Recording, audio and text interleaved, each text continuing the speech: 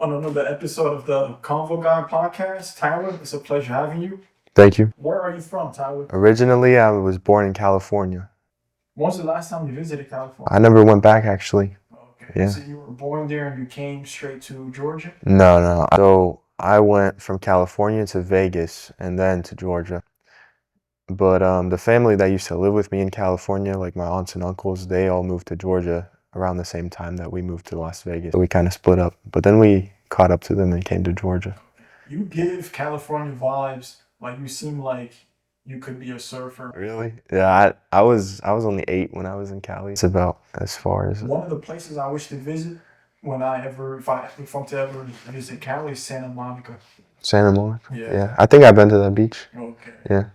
Like I've seen a lot of sunset pictures at the beach pier, Mhm. and yeah, I'm trying to pay a visit there. Yeah. What is one word that describes you? I would say consistent. Okay. Why so? That's how I like to live my life, you know. If I say I'm going to do something, I like to do it, and I hold my word up, and consistently too. What are some things you cannot live without? But I wouldn't say a thing. That's you know, there's some things I can't live without. Like if you exclude saying air, oxygen, family, Yeah. like some things that are important to you as a human being. Other than that, I would say like my Bible. I like to read the Bible, and then my car. Man, I drive a lot. I drive too much. Yeah. What is your favorite biblical story, if you don't mind me I asking? would say it would be the one with Zacchaeus in the tree Oh, when he was trying to watch Jesus and the whole crowd, and he pointed him out and took him to his house, and he had food with him, and everybody was judging Jesus and saying like, why are you hanging out with this guy? He's a cheater, a liar. But it shows that he went to earth to come save those people, and that if you're in a bad place, he'll still accept you, and he wants you as you are, not as a perfect version of yourself. What are places that you go to that bring you peace? The forest. Okay. Yeah, I like the forest. If you had a clone that took care of your necessities, what would you do with your free time? Well, try to find a way to get more money to eventually be able to use that money for good, like donations and, going on missions trips.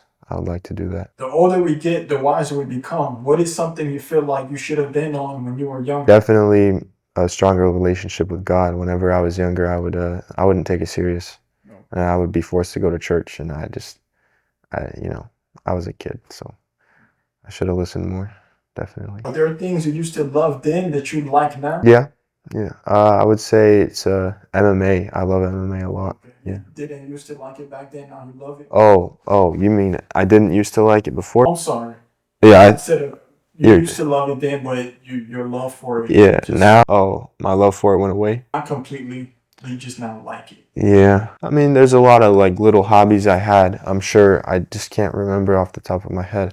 I tried skating before, but I ended up not liking it. I just couldn't get good at it. So kind of just like it's cool, but I don't really care for it as much now. List your passions and explain why they're important to you. My passions, I would say,